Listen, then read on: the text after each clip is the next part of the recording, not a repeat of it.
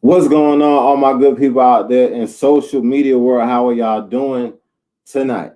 All right, I got a good one for y'all tonight. Tonight we're gonna be talking about starting from the bottom. So if you ever felt like you had to start from the bottom, you feel like you had to start from the bottom, you know somebody had to start from the bottom. We got some scripture I want to go through tonight, man. That can definitely help you out. First and foremost, man, thank y'all for tuning in. If you're watching live, type hashtag live. If you're watching replay, type hashtag replay. Thank y'all for tuning in, man, taking the time out to check me out tonight. Definitely thoughts and prayers out to all of those who are out in Texas without power, without heat, without food, without a lot of stuff, man. Definitely shout out to all of them, man. Prayers and our thoughts are with them, man. It is definitely crazy to see everything that's going on out there in Texas. But like I said, man, we're gonna be talking about starting from the bottom tonight. It's a good one of the good ones, one of my favorite entries out of the book. We're gonna be picking and dissecting a little bit from the different entries, man. So if y'all out there, say what's up to me in the comments, man. Wave at me. Say what's up to you, boy, man, as we go ahead and get started. Also, thank you for all of the feedback that I've been getting from the book, man. It's definitely a great feeling to have your product out there, from it going into your mind, from into people's hands, man. So it's definitely a really good feeling, man. So thank y'all for all the feedback. Please continue to send the feedback. I'm loving it. Also, if you haven't ordered it, it's not too late. Go ahead and go to blessedbutbroke.com and check it out, man. Order your copy. I'll definitely send it out pretty much the same or the next day, depending on what time I get the order.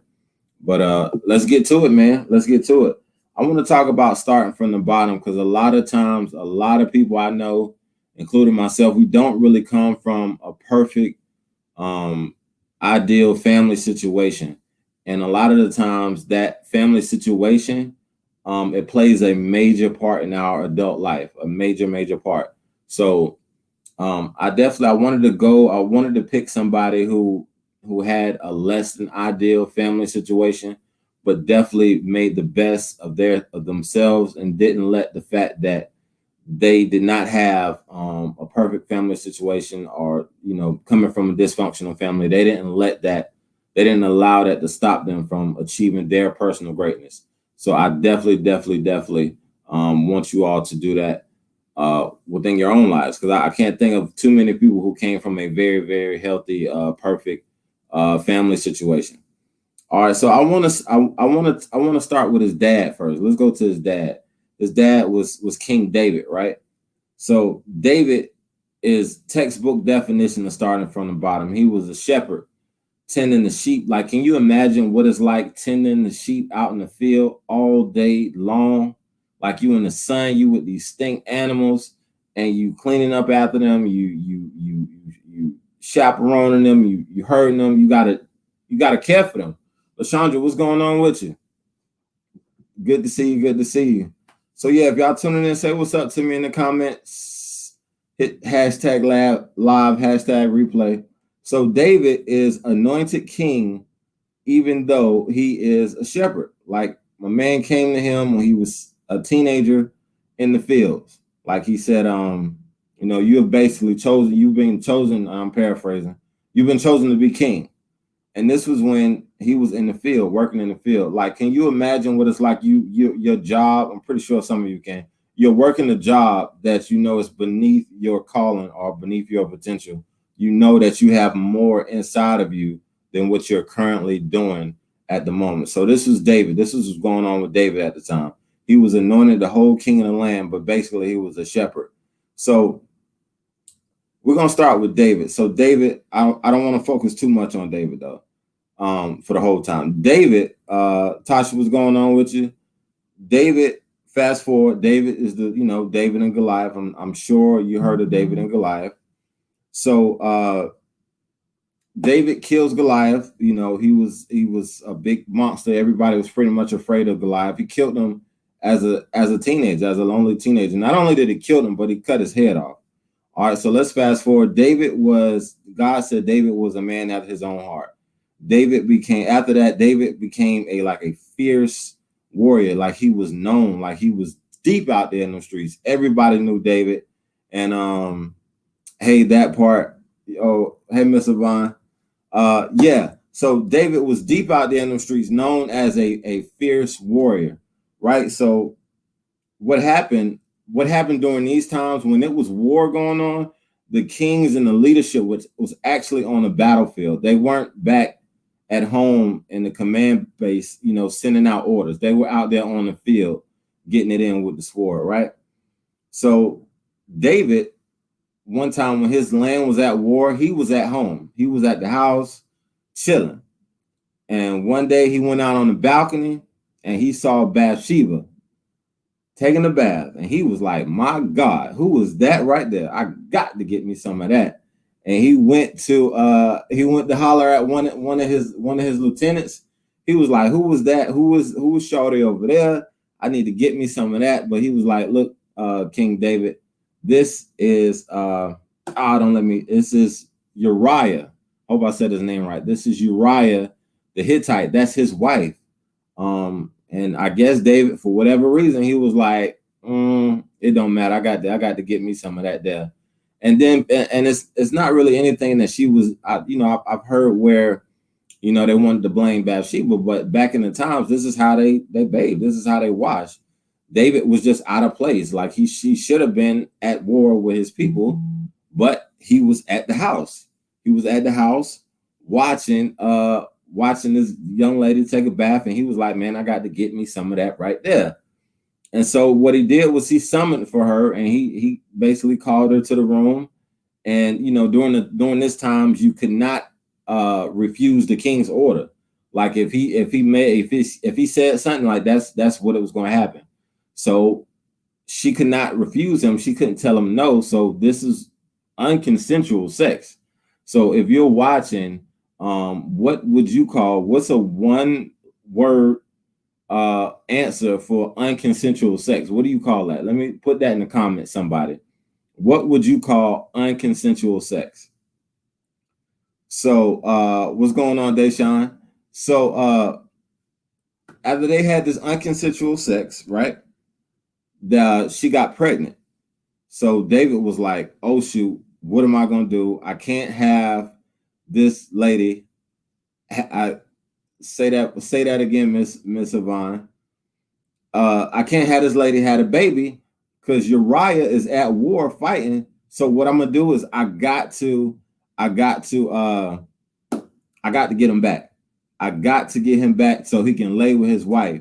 So David calls him back from the battlefield, but Uriah is so committed to his king, to his country. He was like, no, I can't go at home and lay with my wife when my brothers are out there on the front lines fighting. I can't do it. So he just refused to go home.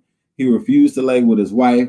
So David, covering his sins, he said, I got to kill him. I got to kill him. So what he did was he had the lieutenant at that time, he had Uriah put in the hottest part or the most fierce part of the battlefield without backup to basically get this man executed, right? So this is like the start of the downfall of David. Even though he started from the bottom, he made it to the top. This is a big downfall for him, right? So after this, right, she gives birth to the baby. The baby dies. That baby dies. But what happens is he laid with her again, and she conceived again. And this child was born, and this was known as Solomon, King Solomon. I was like, wow, when I first realized that Bathsheba was King Solomon's mom, I called like 3 or 4 people, right? And apparently I'm the only one not in my Bible not knowing that Solomon was Bathsheba's mom. So apparently I was the only one not knowing that. But yeah, so anyway, if you one of the only ones that didn't know, like I didn't know, Bathsheba and King David, that was his mom. That was his mom and dad. So basically, when Solomon started out, his parents' union or his parents' relationship started in an unconsensual manner, like an unconsensual sex. Like this is how their union begun, right? So let's dive a little bit deeper into it. So this I want to talk about like a dysfunctional family. Like, not I got a couple more people tuning in. Like, people that came from dysfunctional families. Like, just because you came from a dysfunctional family, you're starting from the bottom. That does not mean you have to remain there. So let's keep going, right? Because that's just the start of what his parents had going on. So this is more to it. Like, their union began in betrayal, adultery, and murder. This is the circumstances in which Solomon's parents' union began. But the dysfunction of Solomon's family did not end at his parents. Solomon had a brother named Amon, and they shared a sister named Tamar. So Amon, and I'm pretty sure I'm pronouncing his name wrong, wanted to lay with his own sister so badly that he was sick. He was physically sick because he wanted to have sex with his own sister. So what this brother did was, he had a friend. He told his friend what was going on. He said, like, "Hey man, I see you losing weight. What's going on with you? You don't got that COVID, dude. You don't got that COVID. You don't got that Rona, right?" He was like, "Nah, man. I got to get with my sister, man. She bad. I want to have sex with her." So what this friend did was, this friend said, "Hey man, this is how you can rape her. This is how you can have unconsensual sex with her. Trick her." And he gave him the blueprint, right, on how to have unconsensual sex with his own sister. Do we see the generational choices? As I was talking with the good brother earlier, it's the generational curse of rape. Like, this is what's going on in his family right now, right? So his dad raped his mom, and his brother raped their sister. And so when this brother raped his sister, he had another brother that said, "You know what, man? I can't let this ride. I got to kill him." So, paraphrasing, jumping ahead, 2 years later, he ended up killing him. Another brother killed him. I can't pronounce this name. I ain't gonna even try. It's Absalom or something like that. It's on page 180. On page 180 of your book. But Absalom took out Amon for raping his sister. And after he took out Amon, he wanted to kill his father David. So this is like a spirit of murder going on in this man's family. And this is like dysfunctional family to its core. Like, I can't think of too many people who had a family situation that was pretty as bad as this. Jamal, I'm trying, my brother. Hope I'm doing you justice. But this I say all that to say this. This is a very dysfunctional family. If I can think, can y'all think of anything more dysfunctional than rape and murder and all this stuff going on within your household, within your environment that you're growing up in? A lot of people, they grow up in a less than ideal environment. Like, my days in social work, I see the results, or I see the products of those dysfunctional environments. Is not good. So you, as a person, if you grew up in a dysfunctional environment, like, you knew something wasn't right, it is your job to make sure that your kids or your grandkids don't grow up in that same environment. Okay. We don't want to repeat the cycles that damaged us. Okay. We don't want to repeat environments that create broken adults. If am I talking to anybody? Let me say something to me in the comments if anybody's understanding what I'm saying. But throughout all of his dysfunctional upbringing, his dysfunctional family, Solomon used wisdom. Like, that was his way out of getting out of the bottom, basically, of coming out of that type of situation. God came to Solomon. He said, "Look, man, I see you wanted to holler at me. What's up? What can I do for you?" And Solomon said, he asked Solomon basically, what do you want? Whatever you want, I'll give it to you.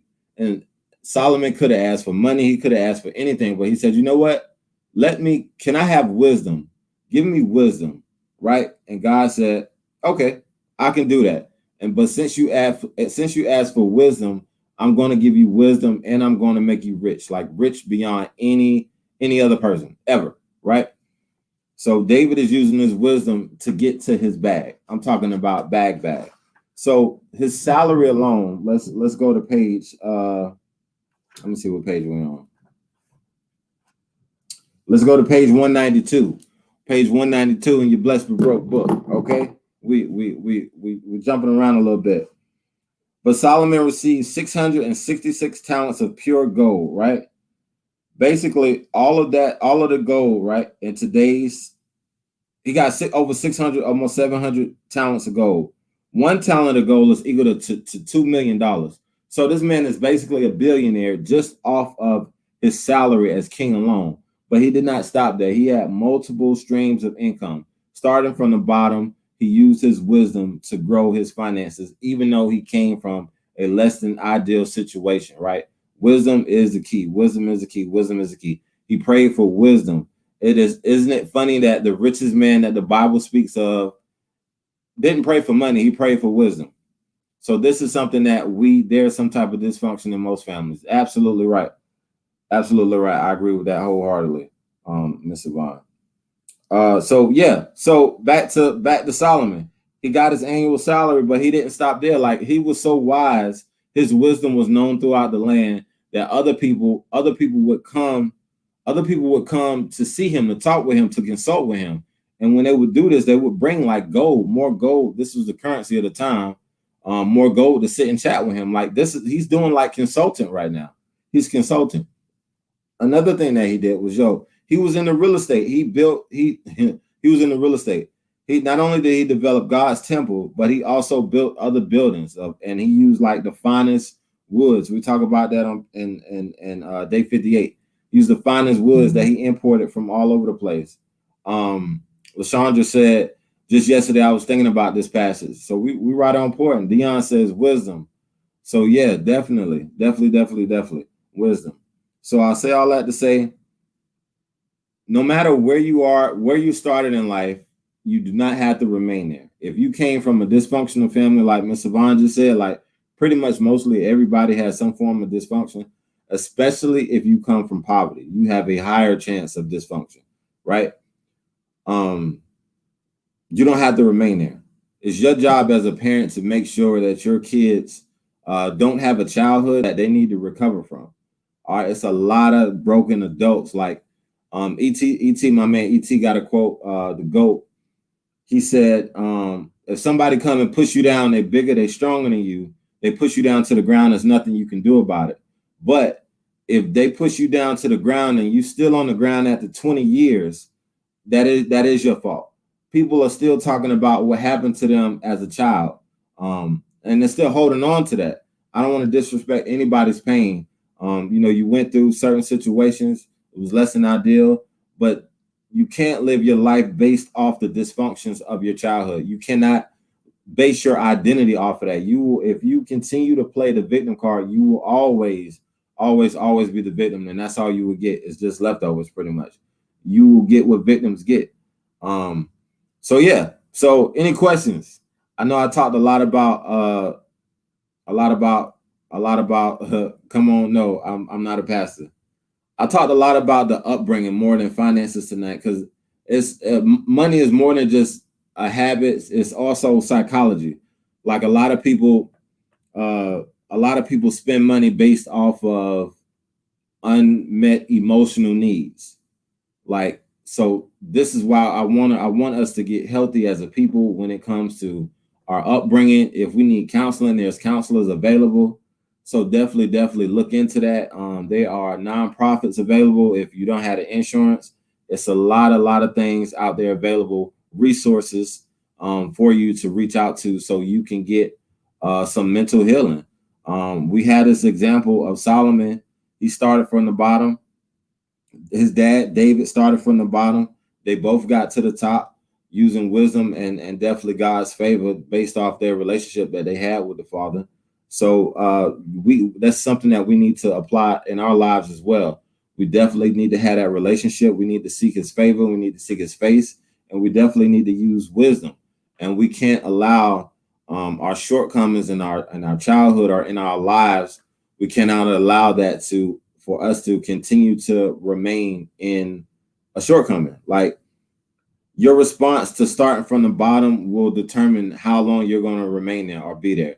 And some people, they live their lives based off that. You can get 40-year-olds or 50-year-olds or 60-year-olds still talking about the fact that how their mom didn't do something or their dad didn't do something. And this is how they live their life based off of that identity. But if you are to achieve anything of significance, anything of great, your identity has to be rooted in who the Father says you are, not the shortcomings of your past. especially if you're an 80s baby. But that's a whole nother devotional by itself. So that's all I got for y'all tonight, man. Did I say something to encourage you or educate you or inspire you? Let me know, man. Drop something in the comments. Talk to me. I definitely read these things. Also, hit that share button, man. I want to get some more people involved in the conversation to have this discussion. I like to talk about these different things. Yes, chain breaker. That's right. We gotta do different things. Like we know what it's like to grow up in hardships or in lack. So we got to do everything in our power to make sure our kids don't do that. Like rape, that was a generational thing in Solomon's life. His dad did it. His brother did it. Like we can't continue to do generational curses. We can't continue to make the same generational choices and then call it generational curses. Like it's not. Like you're just doing the same thing that your parents did, or you're maneuvering in the same shortcomings that your folks did, and we can't do that as a people. If we're gonna get this money, we're gonna break generational curses. We gotta make generational different choices, and that's all I got for y'all, man. Hit the share button for me. If you got a question, drop it in the comments. Definitely next time we'll definitely talk more about some finances, but I definitely wanted to do something tonight that will stimulate that mind. If you know somebody that I don't want to say plays the victim card, but is still operating in that identity of hardship, then challenge them to seek better, challenge them to do better, to get help, not to live in that identity. Also, when people are depressed, I read in the book, this great book on depression, they like to isolate themselves. So if you got a friend that you ain't hear from in a while, reach out to them, say what's up to them, go check on them. I want to say that depression, it grows as you isolate yourself. This is why people don't want to be bothered with anybody. They don't want to see anybody, because that's just a form of it. But yeah. But thank y'all, man. If y'all enjoyed tonight, please hit the share button. Also, hit that share button. You get a chance to win a gift card from Bergman. I got them on deck for you. Just hit that share button for me, and I will definitely see y'all next time. All right, everybody.